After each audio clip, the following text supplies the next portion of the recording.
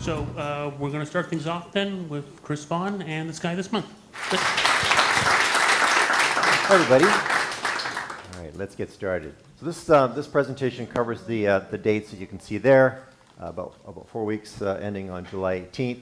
I'm going to mention a couple of things because there's some big events that happen just past my window, so I don't see any harm in giving you an early warning or an early heads up on those. I'm talking about Mars, of course, and I expect that next month's presenter will have lots more to say about that, but let's get started. So what I'm going to do tonight is cover a little bit about space exploration news, this month in history, just remembering back a little bit, and then get into observing, and I'm going to present all my times in Eastern Daylight Times converted from Universal Time minus 4 hours. And we're going to look at the sun and moon, planet doings, comets, asteroids, some satellite information, one occultation, and some suggested early summer targets for you to look at. And I'll be posting all the content online at rascto.ca tonight or tomorrow morning. All right, so in case you're feeling drowsy and you want to nod off after the slide, then I'll give you some of the highlights to start off with, and then we'll flesh them out as we go. So as I said, this is the summer of Mars. The summer of Mars has officially begun because Mars is now rising before midnight. I consider it an evening planet finally, and it's going to be making its move over the next few weeks, getting ready for the big show next month. Summer Milky Way season is here, of course. June 21st brings us the solstice. Good news, nights start getting longer again shortly after that, so that's good for us. I've got a couple of comets to mention. They're pretty dim now, but they are trending up, brightening up, so I'll give you some idea of where they're moving, what part of the sky they're passing through, and I'll point out a couple of photo opportunities you might want to track those down. We've got Saturn in opposition on the 27th with the full mini-moon. It's the smallest full moon of the year. And on July 10th, the moon is going to slide past Aldebaran, and if you want to do a little bit of driving, you might even see the grazing occultation of that one. And on July 14th, there's an asteroidal occultation west, sort of London area, west of Toronto. And finally, another nice photo op is on the 15th of July, the moon sitting between Venus and Regulus. So a few rocket launches of note. The first one's the kind of more interesting one. This is this radical or audacious startup from New Zealand that are launching rockets from Rocket Lab. And I think they're taking a page from Elon Musk and using funny names for their missions. So this is called It's Business Time, and they're launching some CubeSats and some remote sensing sats. And then we have a launch from China of a communications remote sensing satellite, and then a couple of missions delivering cargo to the International Space Station. One is a Falcon 9, and the other is a Soyuz rocket in early July. Just a bit of an update on some of the missions that are going on right now in the solar system. We've got OSIRIS-REx is still chugging away, heading towards its rendezvous with Bennu. That will be a sample return mission eventually. And we've got New Horizons. If you're a New Horizons fan, you're getting excited already because we're only 6 months out from its next flyby of that little Kuiper Belt object, 2014 MU69. I forget, it has a new name, I forget what it is. But then we've got Hayabusa 2 is about to rendezvous with the asteroid Ryugu. I'll have a little bit more to say on that in a minute. And again, another thing I'm going to talk about more in a minute is this Queqiao, a spacecraft from China that's setting up China's upcoming landing on the far side of the moon. Just some eye candy for you to wet your whistle. Juno spacecraft has been orbiting Jupiter now for some time, and it's completed 12 perijove or diving passes of the planet, close-up views of the planet. And Sean Duran has put together the images into these cool mosaics. So this is he's done 12 of them. This is the sort of first set, and then there's a second batch in the second set. And these are megapixel, gigapixel size images. So if you want to, I've got the link to it in my notes, and if you want to follow that link, you can see these in all beautiful detail that they come in. Well, that's kind of fun. Okay, so the Hayabusa 2 spacecraft, it's a Japanese spacecraft. It's on its way to a rendezvous with this asteroid named Ryugu. And it's an ion powered, so it's putting along through the solar system on its way. It's approaching the asteroid at about 0.83 meters per second and will arrive over the next couple of weeks. And initially, it's going to take a 20-kilometer survey orbit as it maps the asteroid in detail, determines its gravitational field, and gets ready for the point where it comes and does a touch and go and grabs a sample and then returns that to Earth in 2020. It also has a couple of small probes. I think one or two of them are going to land on the asteroid or try to, and then another one is going to try to impact and dig a little crater in the asteroid for people to analyze what comes out. The gravity is so light around the crater that you can't, properly tether a spacecraft to it. So these little landers heard that one of them is going to move about the asteroid by just tossing a weight inside of itself, which kicks itself into the air, and then it'll tumble and land somewhere else, and so it'll be able to sort of move around a little bit. So that's something to watch for. And this is a little graphic animation of 52 images put together to show the Ryugu asteroids in 3 dimensions as it's being surveyed. It's a little bit jerky, but you can get a sort of a sense of it. Look, it reminds me of a Dungeons and Dragons die, actually. So there's that. Here's the Queqiao Chinese spacecraft. So the first spacecraft has gone to orbit around the lunar L2, or Lagrange 2 point, which is a gravitationally stable point on the far side of the moon. So the spacecraft can orbit that L2 point and stand ready to receive the second spacecraft, the Chang'e lander, that's just the green line, that's going to land on the far side of the moon and do a little roving about. So that'll be exciting for China, and see what comes of that. They've also deployed a couple of small remote sensing satellites called Longjiang. There were 2 of them. One of them failed to reach lunar orbit. The other one's gone into lunar orbit, and that's an image produced by that spacecraft. So it's beautiful pictures.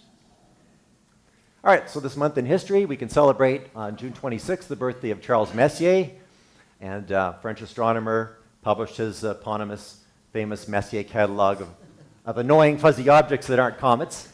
And that sketch on the right is one of his sketches of the Orion Nebula, taken through the eyepiece. Then on July 7th, 1746, we've got Giuseppe Piazzi, who discovered the asteroid Ceres. And on July 7th, 1907, the birth of Robert Heinlein, the American Dean of Science Fiction.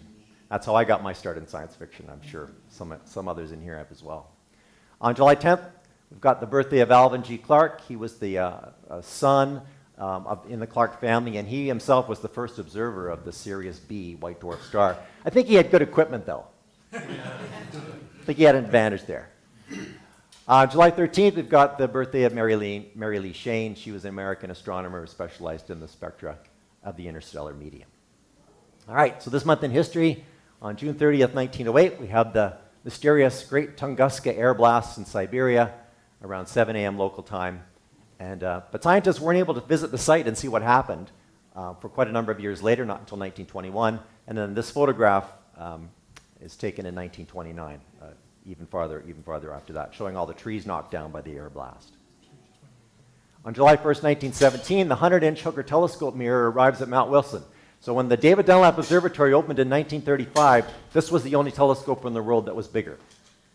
So here's a couple of pictures. There's the mirror cell being transported through the hole in the floor. If you look down here, you can see there's a hatch in the floor. So they move away that hatch, and they're able to disassemble the mirror cell and bring it down for reilluminizing. So we do something similar to that at the David Dunlap Observatory.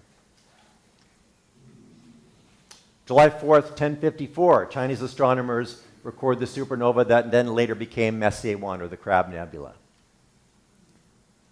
And on July 4th as well, in 1997, we have the NASA Pathfinder Sojourner mission landing on Mars. Then on the 6th of July, we've got Newton publishing his Principia Mathematica that contains his 3 laws of motion. And something crashed in Roswell, New Mexico on July 7th, 1959. Then in 1994, we have the comet Shoemaker-Levy 9 fragmenting, and all the fragments plunging into Jupiter at high rate of speed, 260 16,000 kilometers per hour, and creating all of those dark scars temporarily on Jupiter's face. And on July 16th, we have the Apollo 11 launch in 1969. All right, getting into observing now. This is a nice picture of the Summer Triangle region taken by Michael Watson. You can see we've got Vega and Lyra up here, and then we've got Deneb down near the North American Nebula, and then we've got Altair down here, and the Milky Way passing through that region of the sky. Rascals are wanted to map light pollution wherever they happen to be. So the Globe at Night program is designed to turn us all into citizen scientists and help us to track and monitor light pollution as it increases throughout the world. And during the period that they indicate, you're to go off and observe the sky in your local area. And what they do is they give you a constellation to look at and ask you to see how dim of the stars can you detect from your location, and then submit your entry and log that in. So in July and August this summer, it's the constellation of Hercules, and you can see that I'm used to seeing Hercules in a sort of a fuzzy sky, so I'm sort of in the middle at magnitude 3 and 4. By the time it gets into really good sky or really poor sky, I can't find it anymore. But they've got all these charts that you can download. And to find the website, you just go to globeatnight.org, and they've got the other campaign dates listed there. All right, so what's the sun up to? Well, first of all, we've got the solstice on the 21st of June in the morning at 6:07 a.m., and then we have Earth's aphelion, or Earth's farthest distance from the sun, occurring on Friday, July 6th at 1 p.m. So a lot of people have the misconception that our weather varies because of the distance from the sun, and in fact, we're actually closest to the sun in the winter in North America, and we're farthest in the summer. So it's a different factor. Astronomical twilight is important to all of us astronomers that want to see the dim objects or do astroimaging. And essentially what we're looking for is the sky to become as black or as dark as it gets once the sun goes down. And astronomical twilight is defined as the sun being at more than 18, or ends when the sun is at 18 degrees or lower below the horizon. So at that point, the sky should become as dark as it will be. And on June 20th, astronomical twilight will end at 11:25 tonight. And it won't start again until 3 in the morning or 3:13 in the morning. So that only gives us only 3 3/4 hours of imaging time, which is not very nice, but hey. But a month from now, in 4 weeks, we get almost another hour of imaging time, 4 hours, 39 minutes. So things looking up. Right. And there you can see the diagram for the distribution of daytime and nighttime throughout the year. Here we are on the solstice. So you can see that it'll take another couple weeks before this curve starts to head back up and the nighttime starts to increase again. But it's coming. So this is cool. This is the picture that Ian Wilban took of first light through RASC's new 16-inch telescope in the Jeff Brown Observatory at the CAO. Yeah.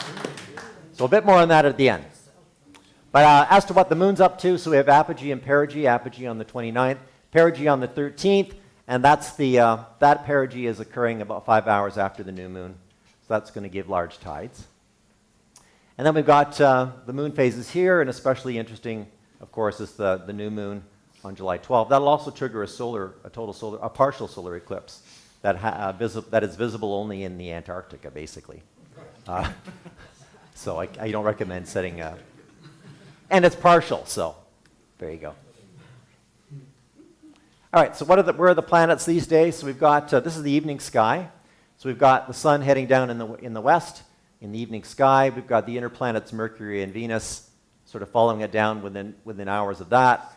We do have the dwarf planet, formerly asteroid, now dwarf planet Ceres, sitting in Leo, not far from Venus, but it's really kind of getting into limited observing time once Leo gets low in the sky in the west. Then in the middle of the sky, we've got, let's see where we got. We've got Jupiter. Sorry, I went back one. There we go. Evening planets, yeah. And we've got Jupiter sort of in the middle in the southern sky in the evening time. We've got Saturn sort of just above the southeastern horizon in the evening, and here's Vesta sitting just inside the Milky Way in Ophiuchus. And then as we get into the middle of the night, we start to lose Jupiter a little bit. So, do your observing of Jupiter now while you can, because we've only got a couple more months of decent views of it. Then we've got Saturn in the middle of the night in the south. Mars comes up and sits in the middle of the night. And here's what's disappointing is that the summertime ecliptic is so low that all these great planets aren't going to get very high in our sky. But if you do any traveling and you want to go south, you can make them as high as you like, the farther south you go.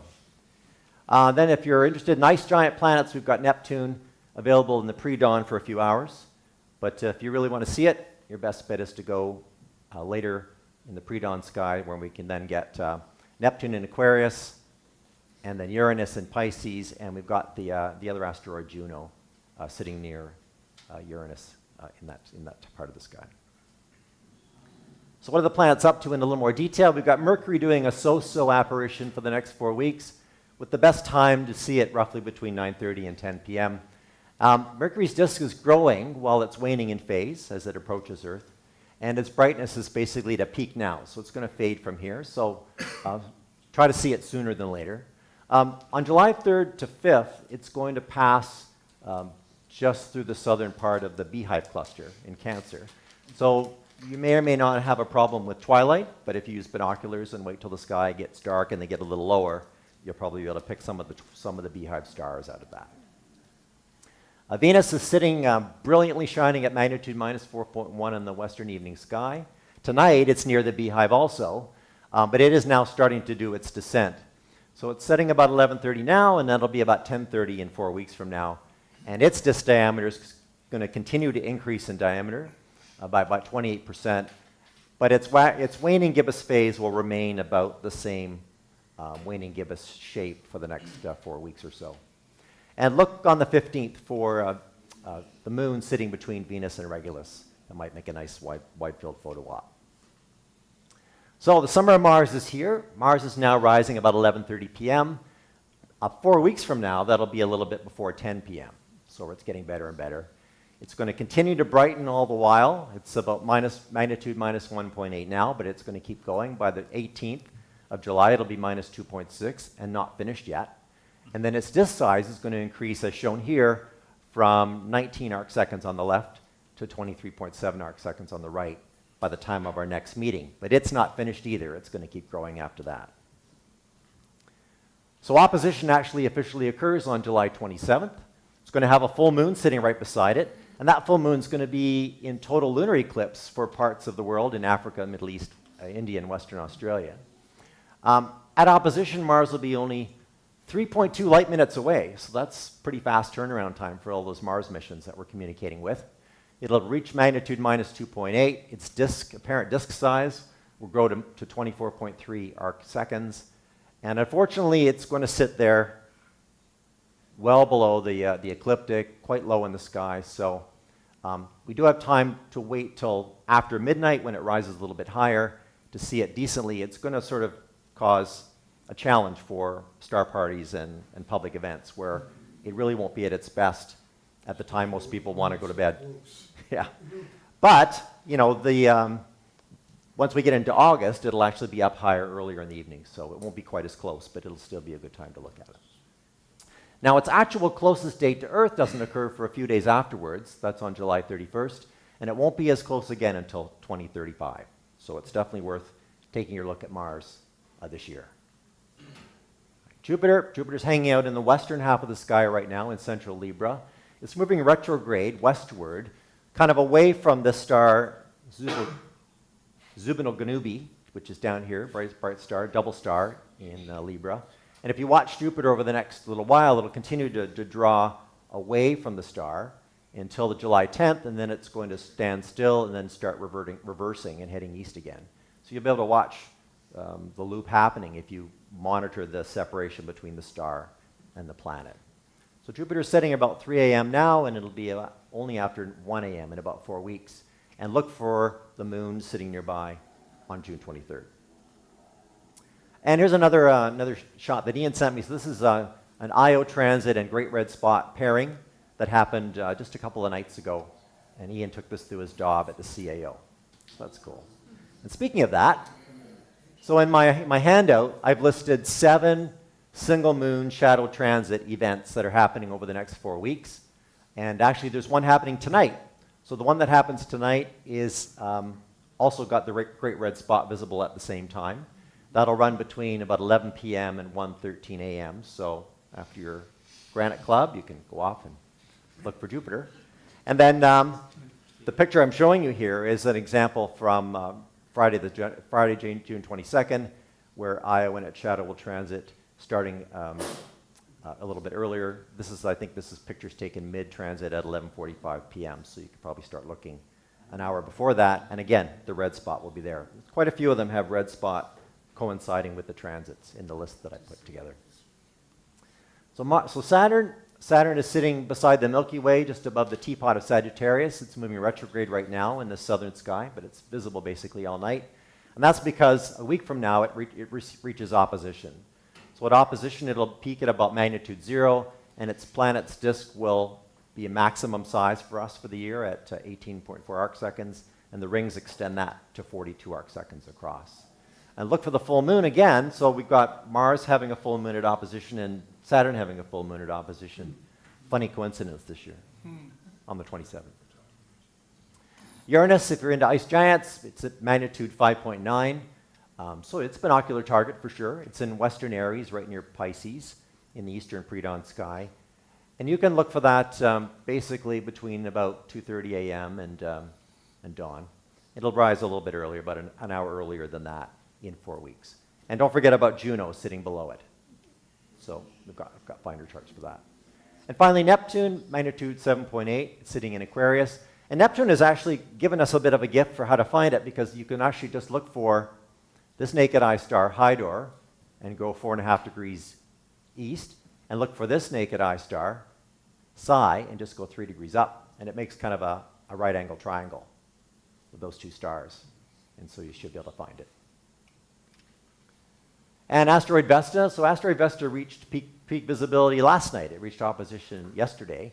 So it's definitely binocular target at magnitude 5.3. And if you can get to a dark, dark sky, maybe you could even see it naked eye. I don't know. It's in Sagittarius, moving retrograde until the end of the month, and then it'll move into Ophiuchus next door.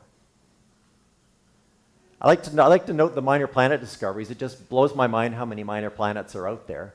So this is an old diagram that's been greatly superseded since then. But right now, so far this year, we've got another 838 near-Earth objects. So those are the ones that are the red dots that orbit near Earth. And they're discovered at a rate of almost 150 a month.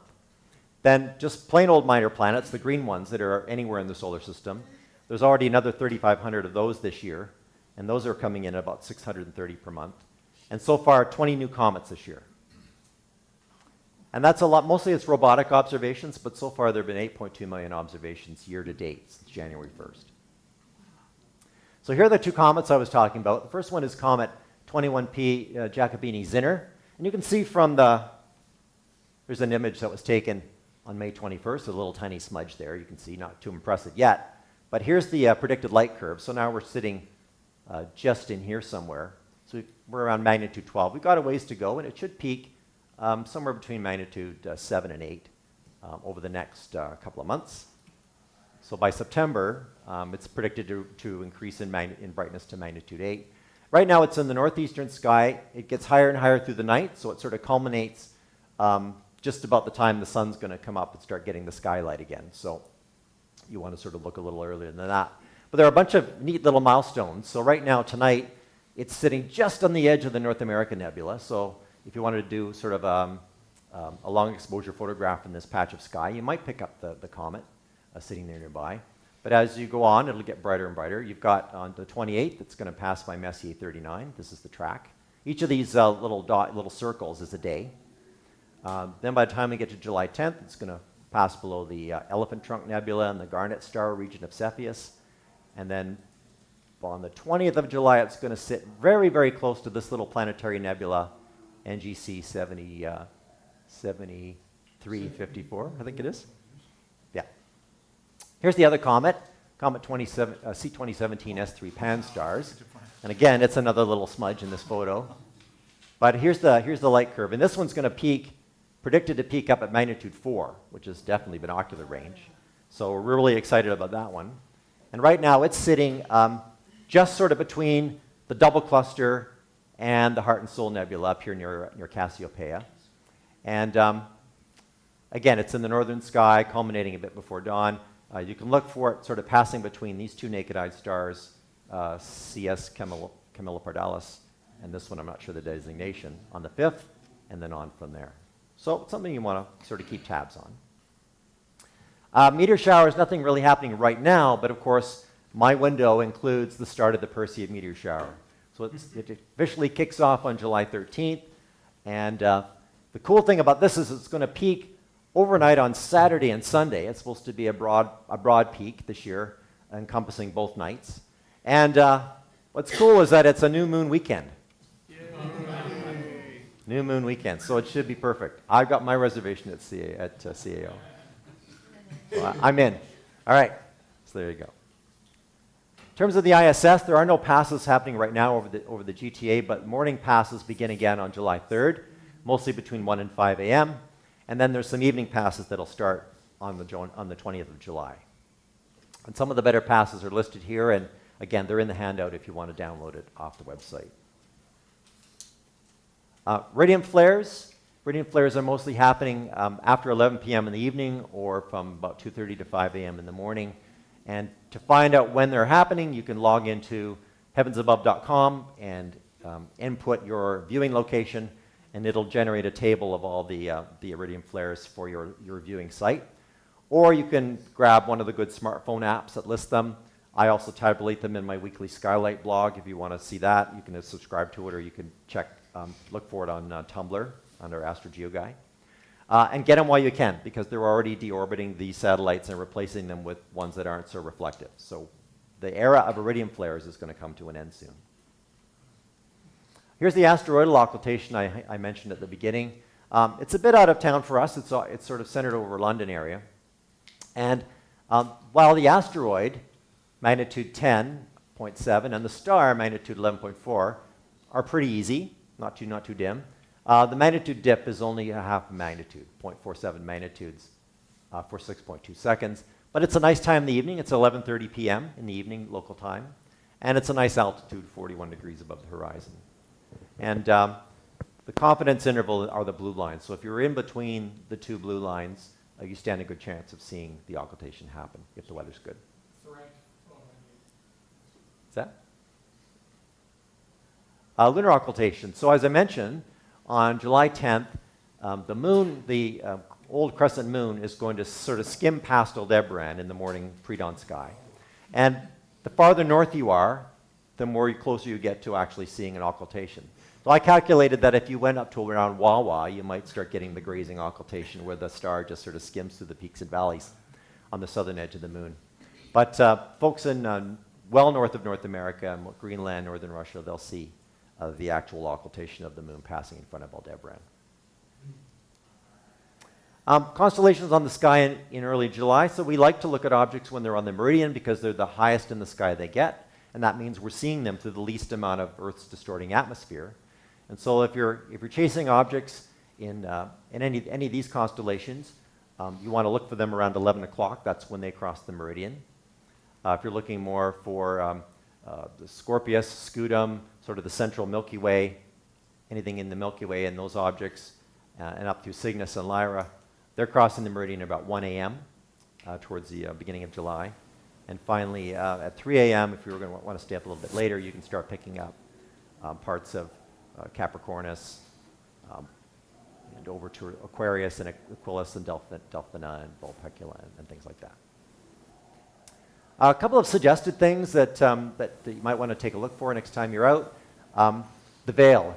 If you have a large aperture telescope and you have access to an O3 filter, an oxygen 3 filter, look at the Veil Nebula. It's spectacular. It's amazing. And hopefully when we get up to the CAO this summer, we'll have some of our big aperture telescopes working, and you'll be able to get a good look at that. Also, the Eagle Nebula down here near Scutum is another one that's great at low power and with an O3 filter to bring it out of the background. And then take a look at Lyra. Most of the major stars in Lyra are double stars, including pretty much all four corners of the box. And we've also got the double-double in Lyra as well. And sort of towards the bottom center of the parallelogram, there's a nice little star called HR 7140, and it actually reminds me a lot of Albireo. So you sort of have Albireo, the real Albireo sitting here, and then kind of a false Albireo sitting not far away. It's kind of a cool thing. And then tour the Milky Way while you're out there, and hey, go after the globular clusters in Ophiuchus. There's probably about 15 of them. How many can you find? So it's a great little challenge. Then if you're doing a star party, I like to list some suggested objects. You know, we can show people a lot of the big asterisms like the Dipper, the Keystone in Hercules, the shape of Scorpius and the Teapot in Sagittarius, as well as the Summer Triangle. Some of the major globular clusters include Messier 13 and Messier 92, and a few others there. Some are blobs, so other than the Eagle and the Veil, we've got the Lagoon and Trifid nebulas toward the Milky Way part of the sky. The North American Nebula up at Cygnus, and the Heart and Soul up in Cassiopeia. And then some of the little knobs, the little nebulas, the planetary nebulas, including the Ring Nebula in Lyra, the Dumbbell in Vulpecula, and there's the Turtle Nebula in Hercules and the Cat's Eye in Draco. Open star clusters include Melotte 111 in Coma. Wild Duck is always really good, and there's the Graphs cluster in Serpens and the Coat Hanger, which is great in binoculars. Double stars include Regulus and Algieba, Iota Cancri, Corcoroli, I think it was mentioned last month, Porrima and Izar. And then, you know, it's nice to teach people all the names of the bright stars they can see in the summer sky. So that's it. I hope you come to CAO and Baby Village, and this is little taste. So this is the new 16-inch RC scope in the GBO. Nice picture of the moon through that. And just if that doesn't sell you, then we've got the new imaging observatory that's sitting just off the GBO. Thanks to all the great people that helped put that together. And that's it for me. Thanks a lot.